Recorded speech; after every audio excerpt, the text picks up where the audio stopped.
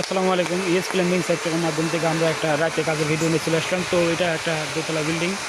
তো এখানে কোনো ড্রেন নাই, তো ওনারা বাথরুম ব্যবহার করতে পারতেছে না, একদম বাথরুম ওভারফ্লো হয়ে যাচ্ছে। তো এই জন্য আমরা সারাদিন কাজ করার পর আবার রাত ধরেও কাজ করতেছি। তো কাজ দিক থেকে আমরা অনেক গুরুত্ব দিয়ে কাজ করার চেষ্টা করছি যেন বাড়িওয়ালার কোনো সমস্যা না হয়, সেবার দিক দিয়ে আমরা অনেক এগিয়ে থাকার চেষ্টা করতেছি। এখানে হচ্ছে টাঙ্কি ওভারফ্লো দেওয়া ছিল, পাট অনেক দিন ব্যবহার করার কারণে পাট আর পানি ছিল না। তো আমরা এখন আবার নতুন করে লাইন টানিয়ে দিচ্ছি। এই যে এখানে পরিবেশন যে কোথাও হচ্ছে, এখানে লাইন টানানো হয়েছে।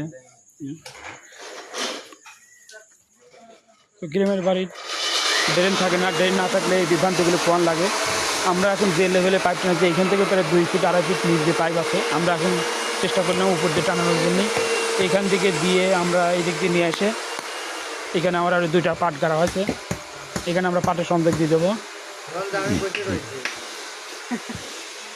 এই যে রাতে কাজ আমরা চলমান।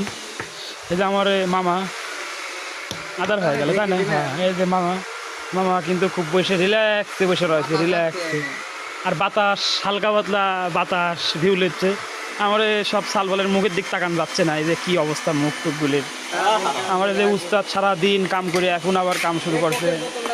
ইস, এই যে আমার কিন্তু খরচ কিন্তু বেশি, যেহেতু রাতের কামে যে খরচ বেশি যায় এই সপ্তাহ।